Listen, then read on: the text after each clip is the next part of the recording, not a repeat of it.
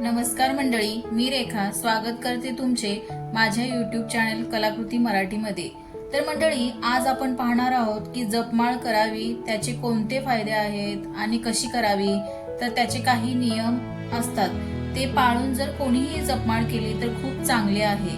पहिल्यांदा आपण नियम पाहू आणि मग जपमाळ कशी करायची ते पाहू।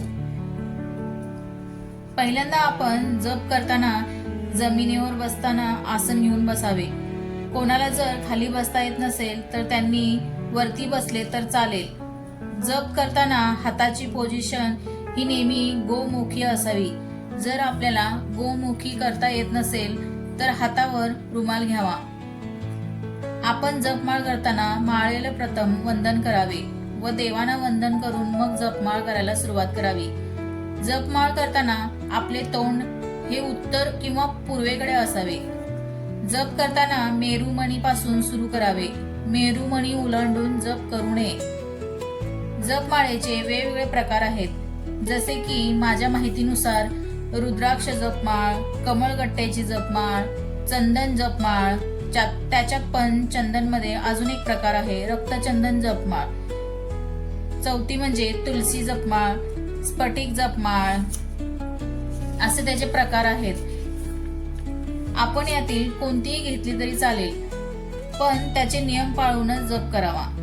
आता आपण पाहू जप करताना माळ आपल्या हातामध्ये कशी पकडावी।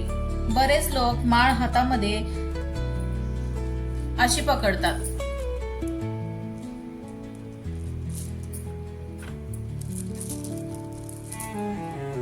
डायरेक्ट अशी पकडतात।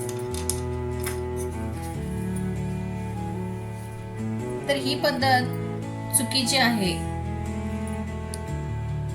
हा मेरुमणी आहे।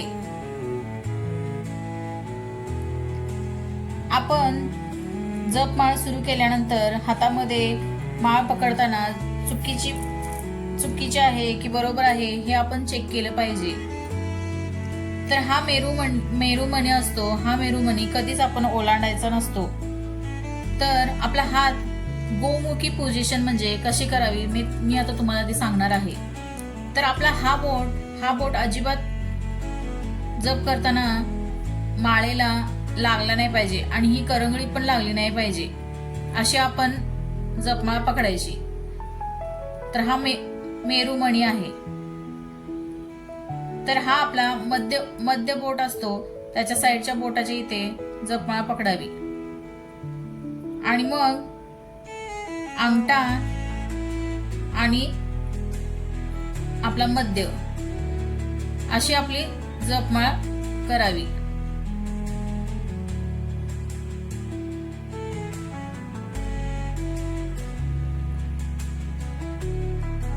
अंगठा आणि मध्यगानं आपण ही माळ सरकवत राहावी।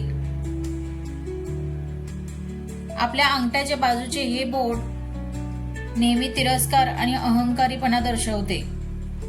त्याच्यामुळे आपण माळेला अहंकार स्पर्श करू नये। आपण माळ जपत असताना अहंकार, राग, तिरस्कार, वाईट विचार बाजूला ठेवून जप करावा। तर आपण आता फायदे पाहू।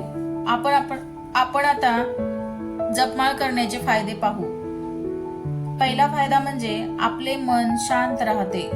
दुसरा फायदा आपली स्मरणशक्ती सुधारते। तिसरा फायदा आपल्या बुद्धिमत्तेमध्ये फायदा होतो, राग नियंत्रणात येतो। त्याच्यामुळे जप हा सर्वांनी करावा। जप माळ करत असताना ही माळ आपण जप केल्यानंतर इथे आपला जप संपल्यानंतर असा मेरुमणी कधीही ओलांडू नये। आपण नवीन सुरुवात करायची, इकडून मेरुमणीच्या नंतर सुरुवात करायची।